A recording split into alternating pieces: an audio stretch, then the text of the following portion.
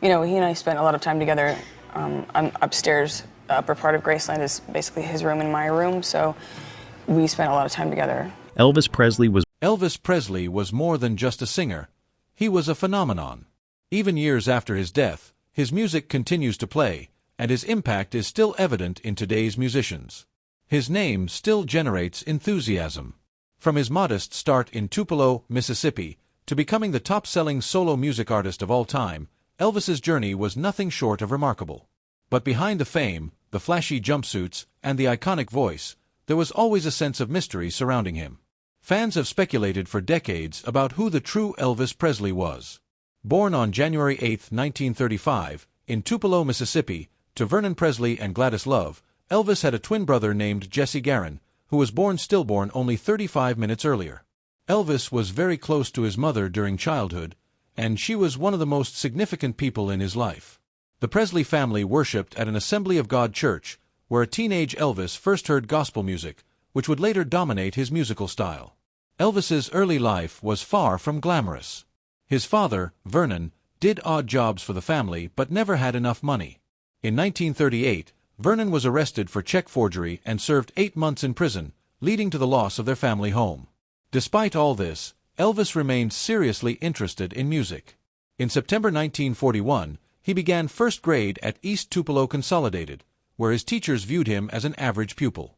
His first public experience was on October 3, 1945, when he entered a singing competition at the Mississippi-Alabama Fair and Dairy Show.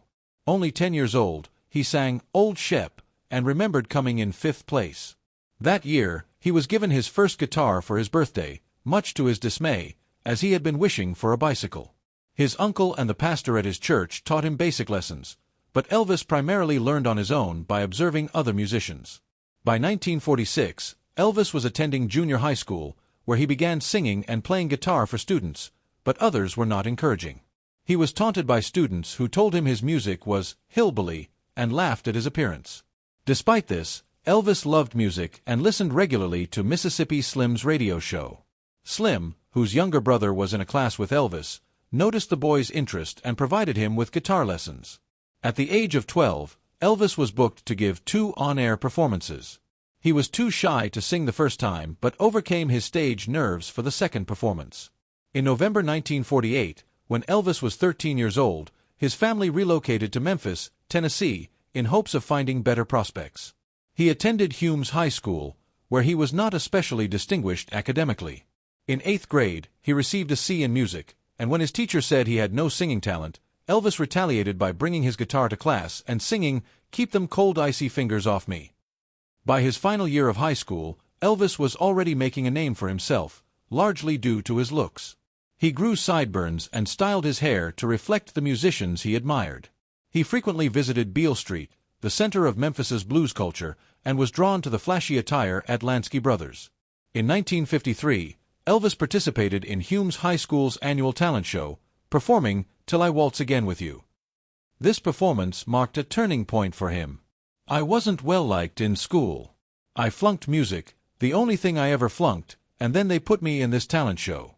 When I got out on stage, I could hear people murmuring and whispering.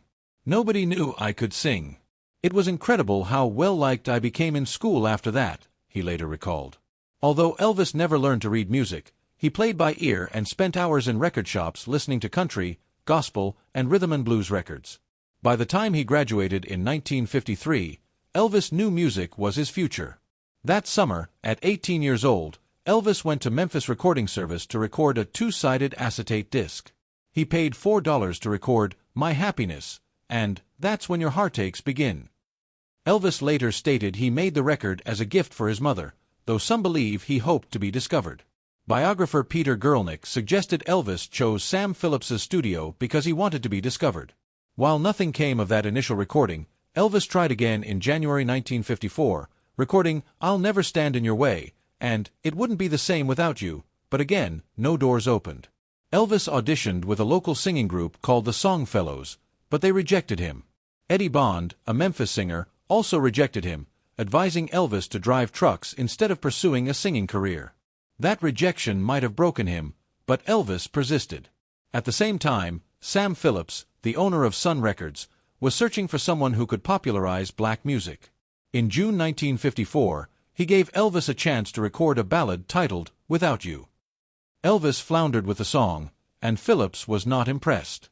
Still, something about Elvis's voice intrigued him, so he invited two local musicians, guitarist Scotty Moore and bassist Bill Black, to join a recording session. On July 5, 1954, Elvis, Moore, and Black met at Sun Studios. Nothing seemed to be working right, and they were about to quit when Elvis began playing around with Arthur Crudup's blues tune, "That's All Right." Elvis sang it differently, full of energy, and started jumping around, moving frantically as he played. Bill Black joined in, and Sam Phillips immediately started recording. 3 days later, Memphis disc jockey Dewey Phillips, no relation, played "That's All Right" on his radio show. The response was overwhelming, with listeners calling in, many of them asking if Elvis was black. The following month, Elvis and his band performed live at the Bon Air Club in Memphis, and the crowd went wild, particularly the young women who loved his leg-shaking moves. By August 1954, Moore and Black had quit their previous band to play with Elvis full-time. DJ and promoter Bob Neal became their manager, and they began performing at the Eagle's Nest Club, attracting large teenage audiences. Elvis's popularity grew, but not everyone was impressed. On October 2, 1954, Elvis performed on the Grand Ole Opry in Nashville. His performance of "Blue Moon of Kentucky" didn't sit well with the Opry's managers, and it was later recounted that Elvis was deemed not suited to the show. Though disappointing, this setback didn't stop him. He was just getting started. Elvis's love for gospel music was evident throughout his career. His mother, Gladys Presley, remembered how, at just 2 years old, Elvis would slide off her lap during church services in Tupelo and rush to the platform to try to sing along with the choir. As he got older, his affection for gospel music only grew.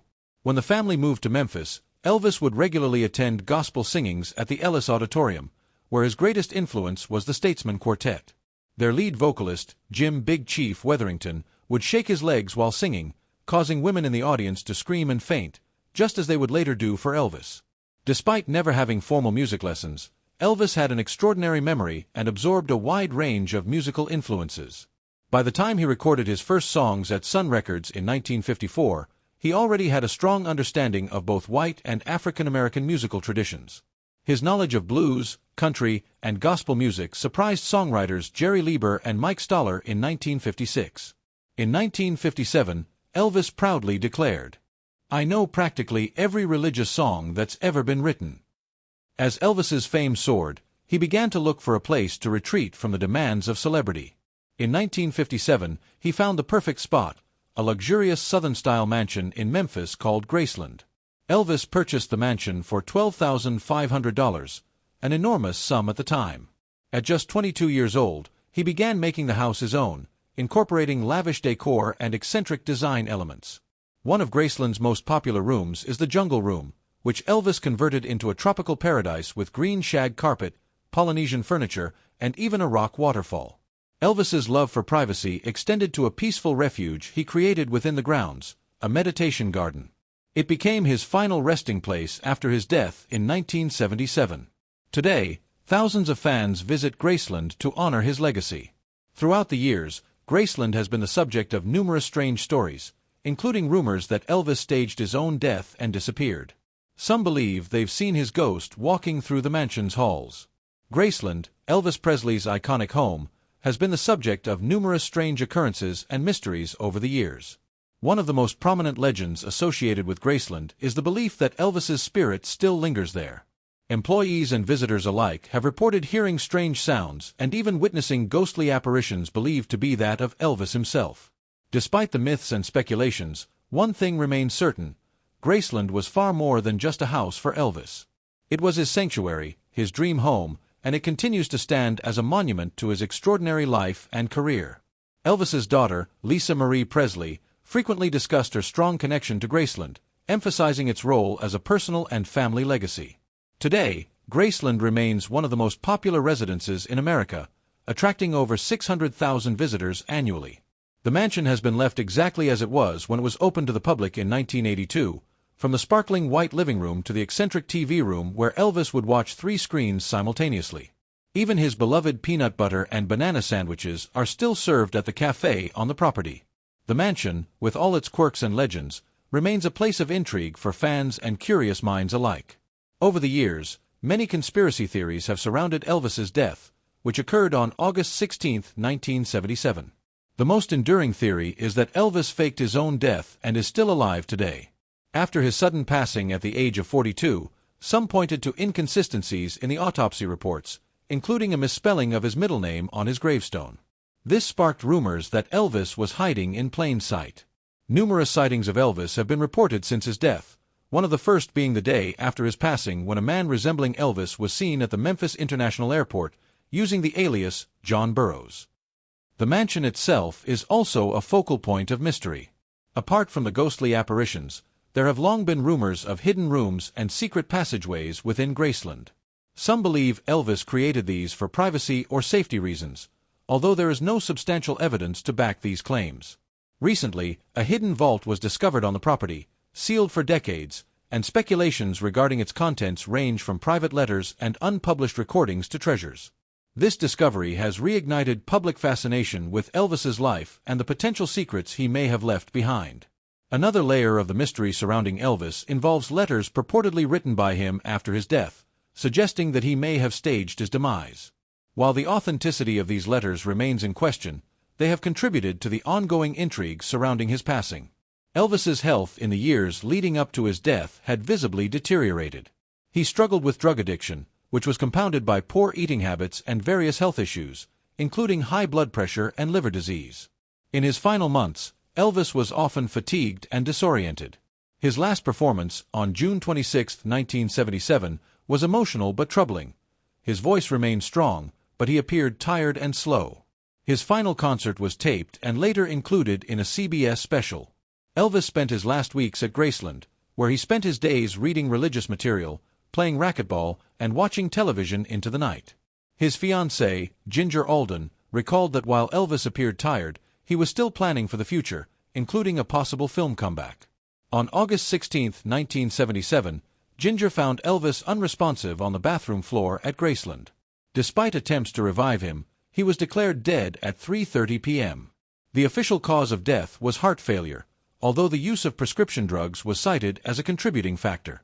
Elvis was buried at Graceland, where his tomb remains a place of pilgrimage for fans worldwide. The estate itself is a reflection of his personality and individualistic style, with the addition of the now famous Jungle Room, a space decorated with Polynesian-themed furniture and used as a recording studio for some of his last songs. Graceland also includes Elvis's bedroom and the bathroom where he passed away, though these areas have been kept off-limits to the public out of respect for his memory. In recent years, Graceland has been at the center of legal battles. In May 2024, a private investment firm claimed that Lisa Marie Presley had defaulted on a loan and attempted to auction the property. Elvis's granddaughter, Riley Keough, stepped in to protect the family legacy, successfully halting the sale. In another case, Lisa Janine Finley of Missouri was arrested for attempting to sell Graceland falsely, claiming it was used as collateral for an unpaid loan. Despite the ongoing controversies, the Presley family continues to work to preserve Elvis's legacy, particularly through Riley Keough's efforts to maintain the family's connection to Graceland. Graceland is not just a historical house but a symbol of Elvis Presley's remarkable life. As the place where he lived, dreamed, and passed away, it remains a lasting tribute to the king of rock and roll. Millions of fans visit the mansion each year, walking through history and connecting with a man who forever changed the music world. Despite the scandals, rumors, and conspiracy theories that have surrounded Graceland, one thing is clear. It will always stand as the house that rock and roll built, preserving Elvis's memory and legacy for generations to come.